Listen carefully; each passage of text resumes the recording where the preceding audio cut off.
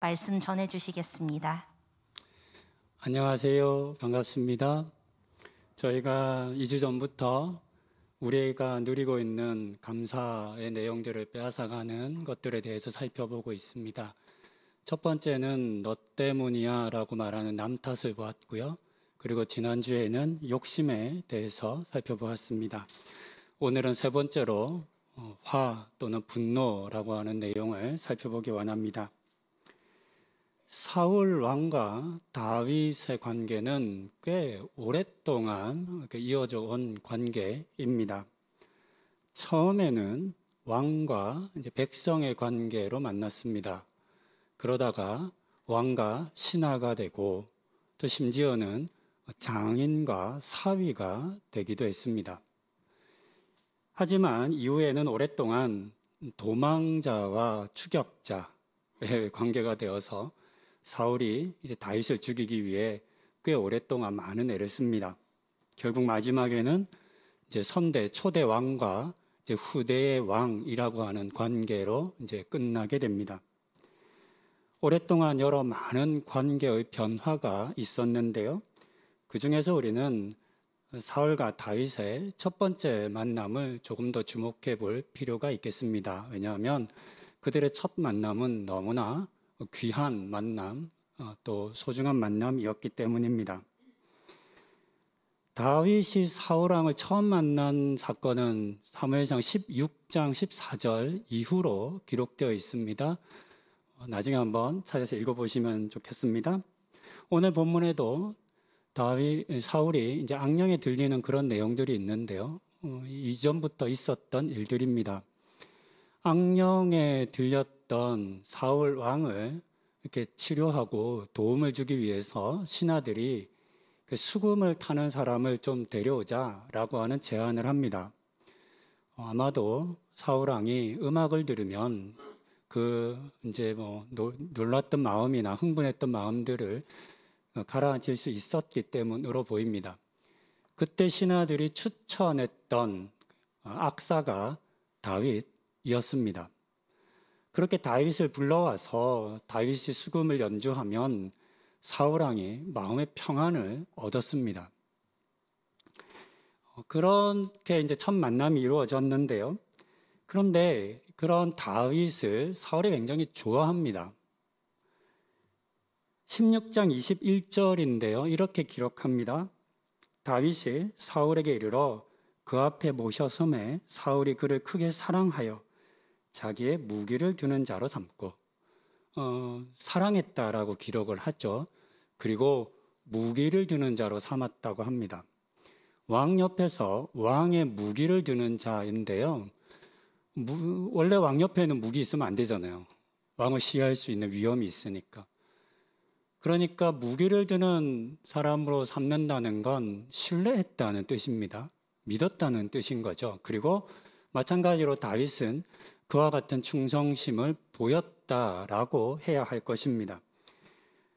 단순히 수금을 연주하는 악사로만 만난 것이 아니라 자신의 무기를 든 종자로 이렇게 불의를 했을 정도로 사울과 다윗의 첫 만남은 매우 소중했습니다.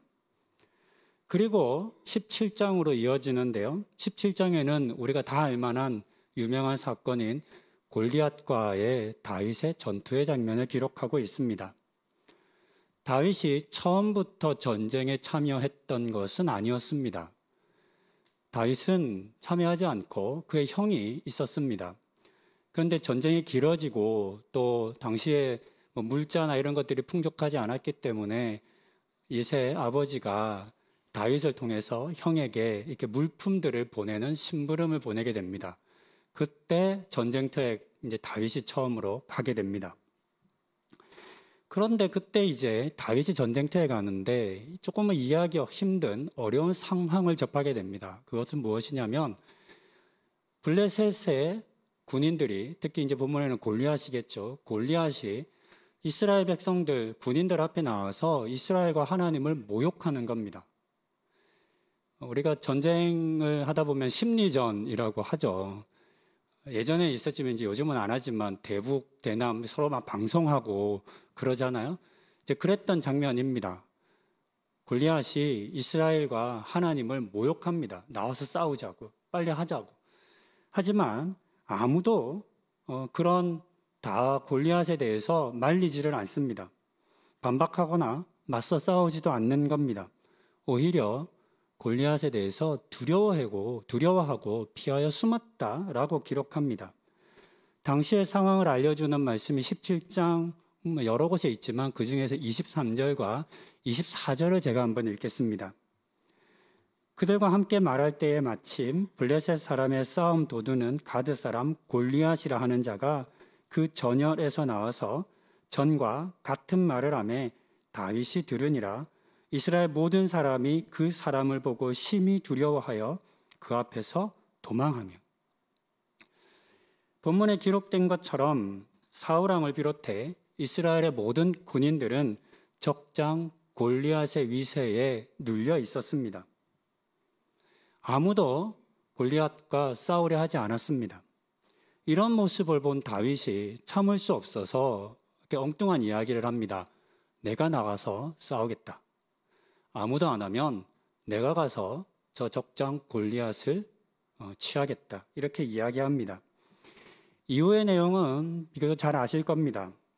사울이 다윗에게 이렇게 이야기합니다. 너는 아직 소년이다. 못 싸운다. 저 사람은 군인의 장수이고 너는 아직 소년이니까 싸울 수 없다라고 말립니다. 하지만 다윗이 고집을 피우죠. 어쩔 수 없이 사울 왕이 다윗에게 싸우게 해줍니다. 하지만 불안하니까 걱정이 되니까 자신이 입던 군복과 칼을 다윗에게 내어줍니다. 하지만 다윗이 입어봤지만 맞을 리가 없죠. 아직 어린데. 그래서 익숙하지 않으니까 그 옷을 벗고 익숙하게 사용하던 물매를 들고 골리앗을 향해 나아갑니다. 객관적인 상황과 겉으로 보기에는 이건 말이 안 되는 상황입니다. 예전 설교 때도 이 본문으로 설교를 한번 했었는데요. 골리앗과 다윗의 전쟁, 이 전투는 말려야 하는 전투입니다. 절대로 내보내서는 안 되는 전투입니다. 공연한 사람 다윗을 죽이는 전쟁이기 때문입니다. 17장을 보면 골리앗이 어떤 장수였는지를 기록하는 내용이 있습니다. 4절부터 7절인데요. 제가 한번 읽어보겠습니다. 블레셋 사람의 진영에서 싸움을 도두는 자가 왔는데 그의 이름은 골리앗이요 가드 사람이라. 그의 키는 6규빗 한 뼘이요 머리에는 노투구를 썼고 몸에는 비늘 갑옷을 입었으니 그 갑옷의 무게가 놋 5,000세겔이며 그의 다리에는 놋 각반을 쳤고 어깨 사이에는 놋 단창을 메었으니 그 창 자루는 배틀채 같고 창날은 철 600세겔이며 방패든 자가 앞서 행하더라. 골리앗을 이제 설명하고 있는 내용인데요. 그의 키와 무장을 오늘 우리의 단위로 좀 바꿔보겠습니다. 세겔이라는 거 우리가 잘 모르니까요. 그의 키는 거의 2m 90에 육박합니다. 요즘 단위로 2m 86cm라고 합니다. 갑옷의 무게가 58kg입니다. 그는 거인이었습니다. 요즘 봐도 거인이죠. 요즘에 우리가 2m 넘는 농구선수나 이렇게 사람 봐도 막 까마득하잖아요. 정말 숨쉬는 공기가 다를 것 같은. 근데 거의 3m에 육박하는 거인이었습니다.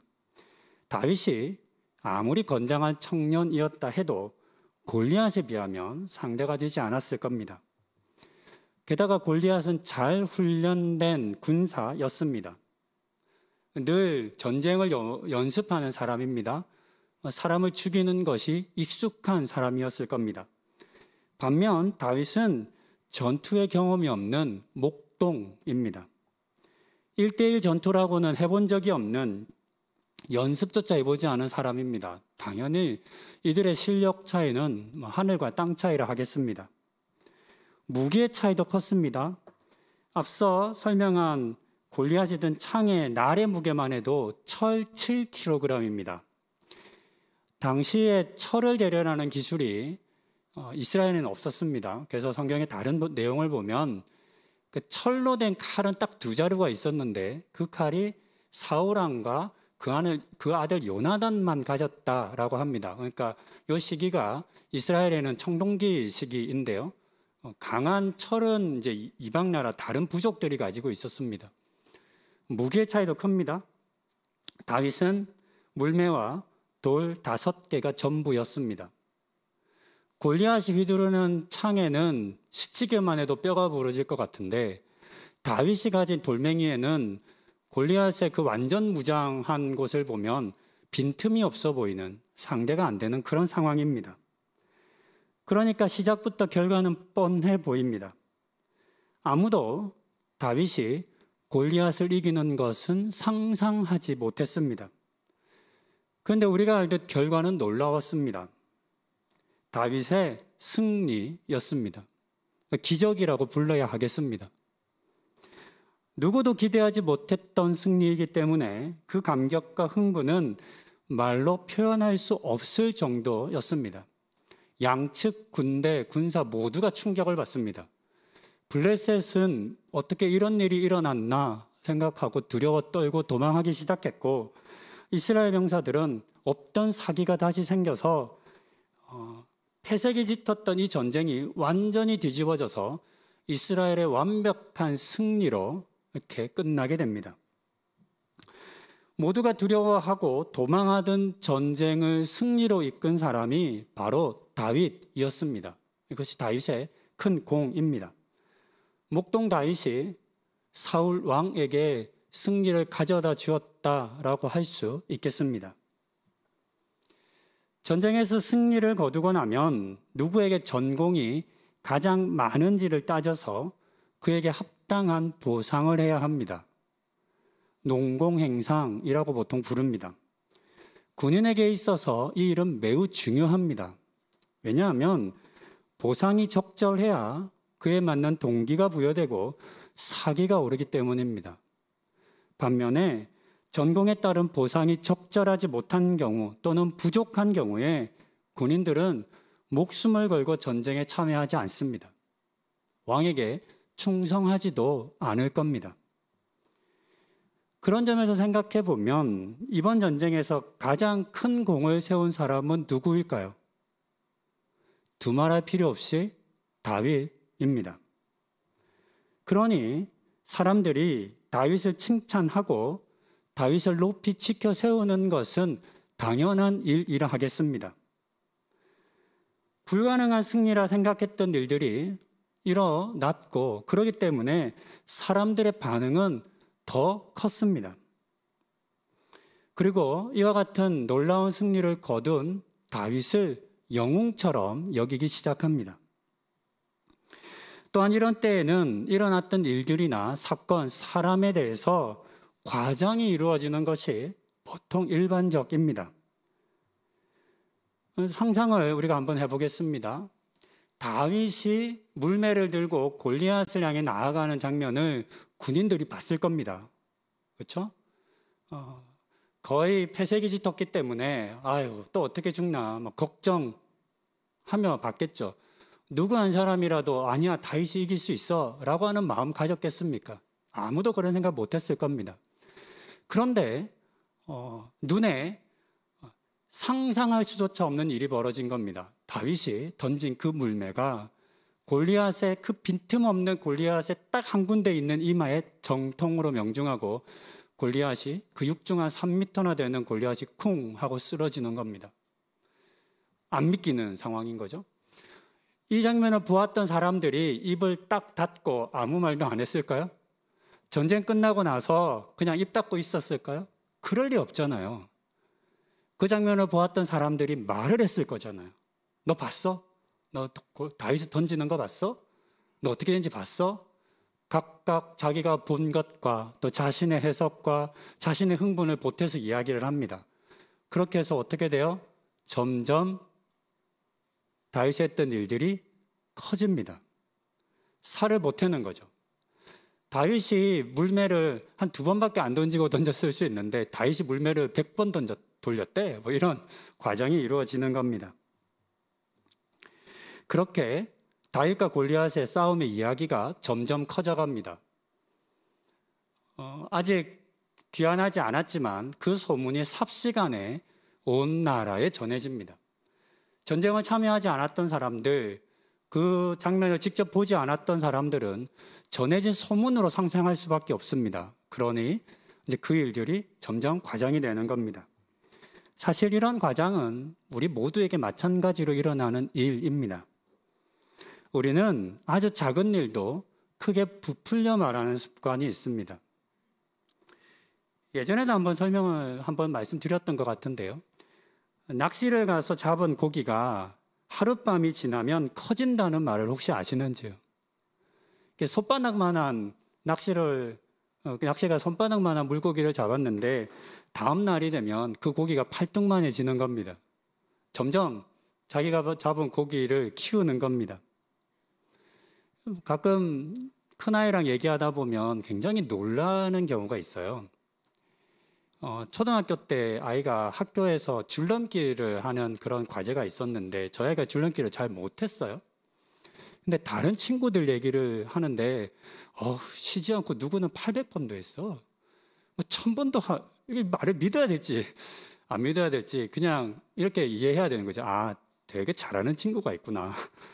그렇게 이해해야 되는데 엄청난 과장이 이루어지는 겁니다. 물론 눈으로 제가 안 봤기 때문에 확인할 수 없지만 가끔은 도저히 믿어질 수 없는 그런 과장을 아주 천진난만한 얼굴로 얘기하면 참 당황스럽기도 합니다. 다윗의 승리도 마찬가지입니다. 많은 과장이 이루어졌을 일입니다. 그 결과가 오늘 제가 함께 읽었던 7절입니다. 승리하고 돌아오는 백성, 그 행렬을 맞이하는 백성들이 이렇게 노래하는 겁니다. 사울이 죽인 자는 천천히요, 다윗은 만만히로다. 다윗이 만만 명을 죽였다는 겁니다. 하지만 이렇게 노래는 했지만 모든 사람들이 아는 것처럼 이 말은 진실이 아닙니다. 다윗은 실제로 만만 명을 죽이지 않았습니다. 그리고 더 중요한 것은 사람들이 그 사실을 모르지 않는다는 겁니다. 다만 승리에 대한 기쁨의 표현이고 또 불가능한 승리를 가져다 준 다윗이라고 하는 영웅의 활약상을 강조하기 위한 표현이라 해야 하겠습니다. 무엇보다 중요한 것은 이 노래와 표현이 다윗이 사울 왕보다 더 뛰어나다라고 하는 것을 의미하지 않는다는 것입니다. 사울 왕보다 다윗이 죽인 사람이 더 많다고 노래했지만 이것은 이번 전투에 한해서입니다. 과거로부터 지금까지 이어져 온 이스라엘의 왕으로서 사울이 거둔 전공은 다윗과는 비교조차 할 수 없습니다. 두 사람의 전공을 비교한다는 것은 우스운 일입니다. 어떻게 한 나라를 이끌고 그동안 수많은 전쟁에서의 승리를 거둔 왕과 딱 한 번 전쟁에 참여해서 적의 장군의 목을 친 사람의 전공을 비교할 수 있겠습니까? 다윗은 이제 겨우 첫 승리를 거둔 것뿐입니다. 반면 사울 왕은 수많은 전쟁에 참여해서 많은 승리를 거둔 왕이었습니다. 백성들도 이 사실을 다 압니다. 그럼에도 불구하고 이렇게 노래한 것은 앞서도 말씀드린 것처럼 이 전쟁에서만큼은 누구보다 다윗의 공이 크다라고 하는 것을 표현하는 의미라 하겠습니다. 하지만 아쉽게도 모든 사람들이 다 아는 이 사실을 사울 왕은 알지 못했고 받아들이지 못했습니다.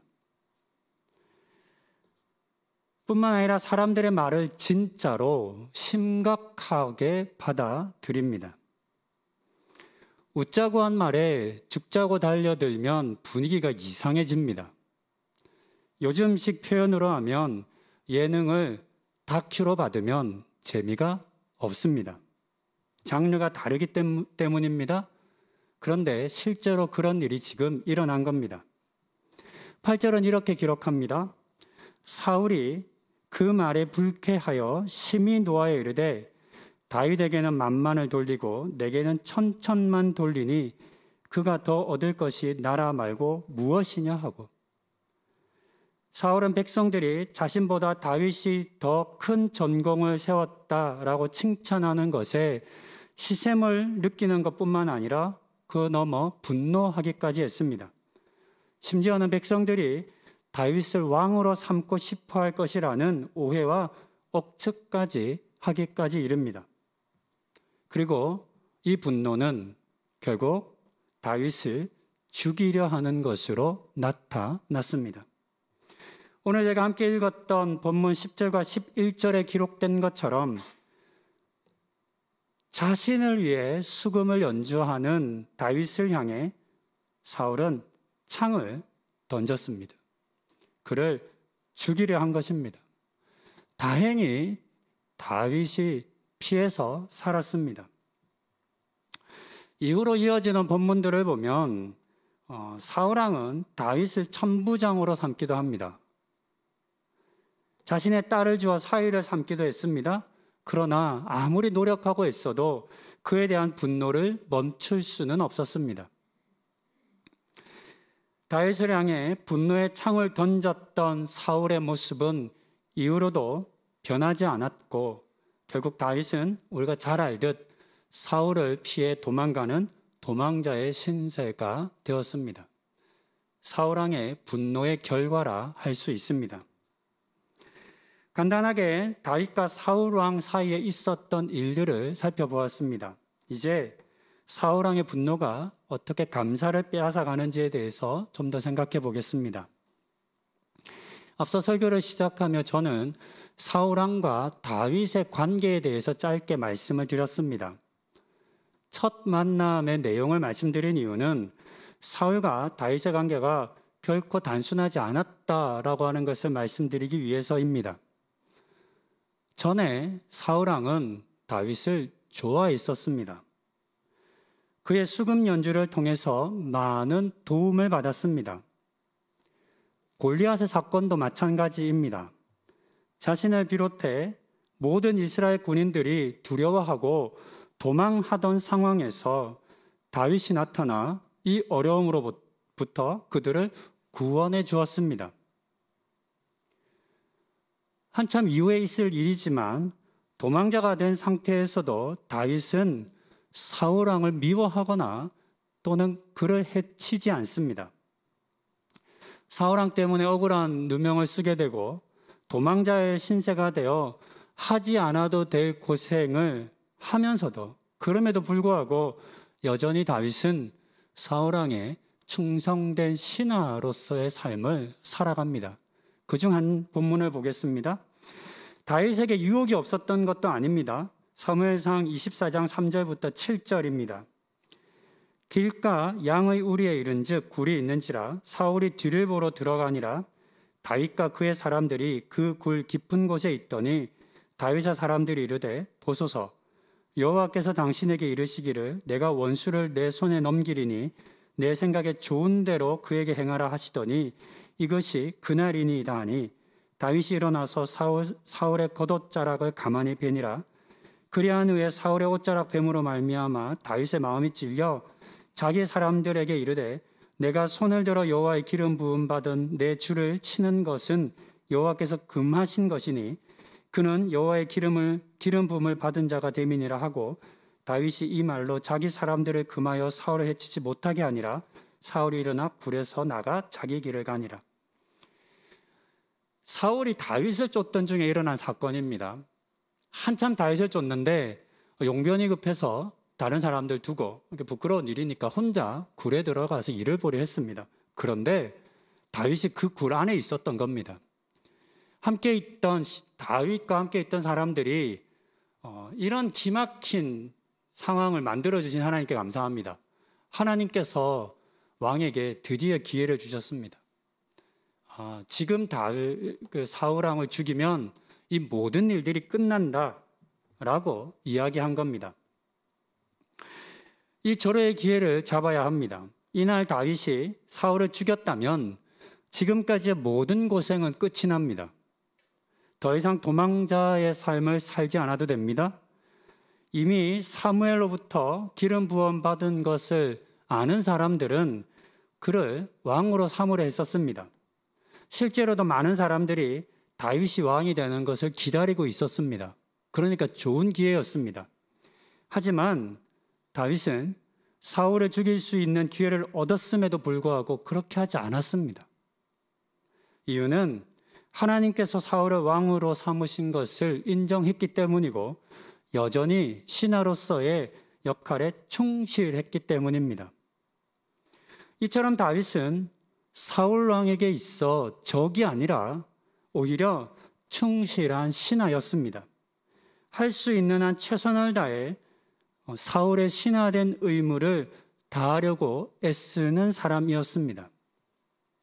이런 모습을 보며 이런 생각을 해봤습니다. 다윗 같은 사람을 신하로 둔 왕이 복이 있는 왕이지 않습니까? 다윗 같은 사람이 다른 왕의 신하나 부하가 아니라 자신의 신하였다라고 하는 이 사실이 얼마나 감사한 일이겠습니까? 사울에게 다윗은 하나님의 선물이며 감사의 대상이라 해야 하겠습니다. 인사만사라고 하는 사자성어가 있습니다. 보통 우리는 인사가 만사다라고 하는 표현으로 더 즐겨 자주 사용합니다. 사람의 일이 곧 모든 일이라는 뜻으로 알맞은 인재를 알맞은 자리에 써야 모든 일이 잘 풀림을 이루는 말이라고 합니다. 실제로 직장이나 또는 사람들과의 관계를 맺는 곳에서 좋은 직원이나 사람을 구하기 위해서 많은 애를 씁니다. 그리고 때로는 어떤 사람과 함께 하는지에 따라서 성공과 실패가 결정되기도 합니다. 예전에 있었던 일인데요. 식사를 마치고 후식을 먹기 위해서 식당 앞에 있던 카페에 간 적이 있었습니다. 그때가 저녁 한 8시 20분쯤이었는데요. 문을 열고 들어가기 무섭게 직원이 9시에 마감하니까 장사 안 합니다. 라고 말을 했습니다. 그래서 저희가 얘기를 했죠. 아니, 저희 오래 있지 않을 거라고 한 20분 정도만 간단히 먹고 가겠다라고 이렇게 이야기를 했습니다.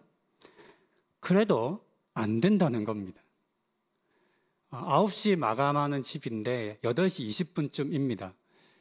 생각하기에 따라 다를 수 있겠지만 그때 저는 좀 이해가 잘 안 됐습니다. 한 20여 분 머물다 가도 충분히 마감할 수 있을 텐데 돌아서면서 저런 생각을 했습니다.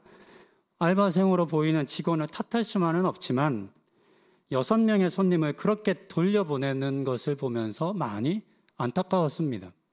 그러면서 주인이라면 그런 결정을 했을까?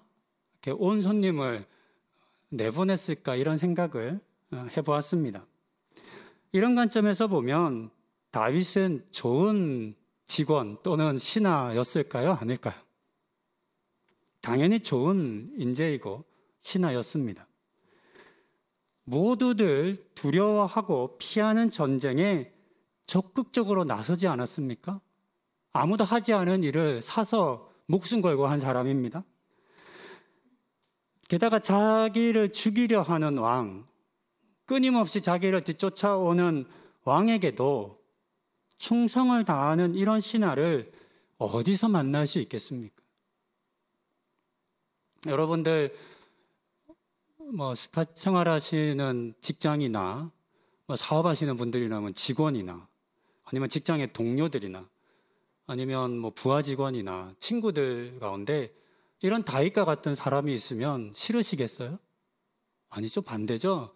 오히려 이런 사람을 만나게 되면 어떻게든지 더 붙잡고 싶으실 겁니다.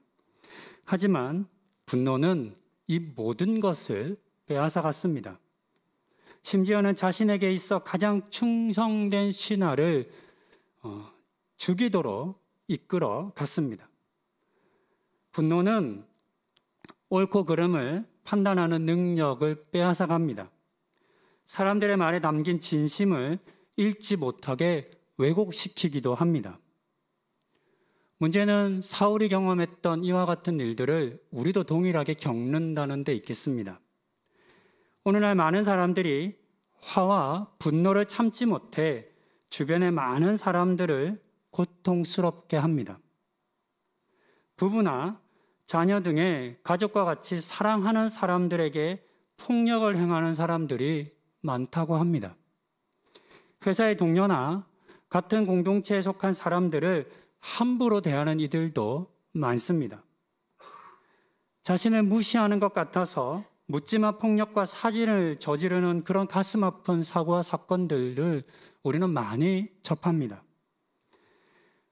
요즘은 차가 자기 앞에 끼어들었다거나 앞질러 갔다는 이유로 위험한 보복 운전을 하는, 폭행을 행하는 그런 사람들의 이야기도 많이 접합니다. 이 외에도 분노로 말미암아 일어나는 여러 많은 일들을 우리가 많이 접하고 살아갑니다. 어쩌면 경험하며 살아가실 수도 있겠습니다. 오늘 우리가 살아가는 세상에는 다른 이들을 향해 분노의 창을 던지는 사람들이 참 많습니다. 내가 던진 그 창에 맞아서 고통을 당하고 죽어가는 사람들이 있다라고 하는 사실을 우리가 알아야 하겠습니다. 그리고 잘 생각해 보면 그렇게 고통당하는 사람들의 실상은 나에게 감사의 이유라 할 수 있는 사람들일 수도 있습니다. 부모와 부부 그리고 자녀는 하나님께서 허락하신 가장 가까운 또 사랑하는 관계의 사람들입니다. 좋을 때나 힘들고 어려울 때나 항상 함께 있어주는 이들보다 더 귀한 사람들은 세상에 없습니다. 직장의 동료나 친구나 교회 성도들도 마찬가지이겠습니다. 하지만 분노에 사로잡힌 사람들로부터 가장 피해를 많이 보는 사람들이기도 합니다. 가까이 있다는 이유로, 잘 안다는 이유로 함부로 하고 쉽게 폭력을 휘두르는 겁니다. 이처럼 사회의 여러 많은 사람들과의 관계에서 분노에 사로잡힌 사람들이 던지는 창에 맞아서 고통을 당하는 이들이 많습니다. 이런 일들이 우리의 삶에서, 가정에서, 또한 속한 공동체에서 일어나지 않도록 주의해야 하겠습니다. 말씀을 정리합니다. 사울은 천천히요, 다윗은 만만이라는 백성들의 말에 사울이 분노하지 않고 다르게 반응했다면 어땠을까요? 이게 상상해 보는 겁니다. 사울이 그 말을 듣고 웃는 거죠. 하하, 웃는 거죠. 그러면서 이렇게 얘기하는 겁니다. 이런 신하를 둔 것을 오히려 기뻐하는 거죠. 노래 참 잘 지었다. 내가 봐도 너무 좋다. 그렇게 말하며 다윗을 크게 세워주었다면 오늘 제가 함께 본문에서 보았던 이 사무엘상의 이야기는 다르게 기록되었을 것입니다. 그랬다면 다윗을 죽이려 하지도 않았을 것이고 궁극적으로 다윗을 떠나보내지 않았을 것입니다. 충성된 신하였던 다윗의 헌신과 수고의 열매를 사울왕을 비롯해 이스라엘의 모든 백성들이 누릴 수 있었을 겁니다. 하지만 사울의 분노는 이 모든 것을 잃게 만들었습니다. 다윗을 잃었을 뿐만 아니라 사울 자신도 다윗에 대한 분노를 멈추지 못하고 오랜 시간 동안 그를 쫓는 것에 많은 시간을 허비했습니다. 그 일로 말미암아 백성들도 고통을 참 많이 받았습니다. 분노가 충성된 신하를 빼앗았을 뿐만 아니라 자신도 잃고 백성들도 잃게 만들었습니다. 분노가 내게 허락하신 감사의 조건과 이유들을 빼앗아가지 않도록 주의하십시다. 먼저 화를 내기보다 조금 더 여유롭고 조금 더 부드러운 사람이 되십시다. 그렇게 우리 스스로를 화로부터 지켜낼 수 있어야만 하나님께서 우리에게 허락하신 사람들, 감사의 이유들을 우리가 잃지 않고 지키며 또 더불어 함께 누리며 살 수 있게 될 것입니다. 이 사실을 꼭 기억하시고 오늘 나의 분노가 혹 누군가를 향해 던지는 창이 되어 그들을 죽이고 있지는 않은지를 꼭 살펴보시는 우리 성도님들 되실 수 있기를 권면드립니다. 기도하시겠습니다. 주님, 나의 분노가 누군가를 향해 던지는 창이 되지 않기를 간구합니다. 내 속에 일어나는 분노가 자칫 하나님께서 내게 허락하신 사람들, 나를 위해 수고하고 헌신하는 사람들을 향하지 않도록 주의하고 다스리게 하옵소서. 사람들이 하는 말에 담긴 참 의미, 진심을 읽는 눈도 허락해 주시고 조금 더 여유롭고 조금 더 부드럽게 반응하는 우리가 되게 하옵소서. 이 모든 말씀 우리를 위해 모든 모욕과 아픔을 참으신 우리 주 예수 그리스도의 이름으로 기도드립니다. 아멘.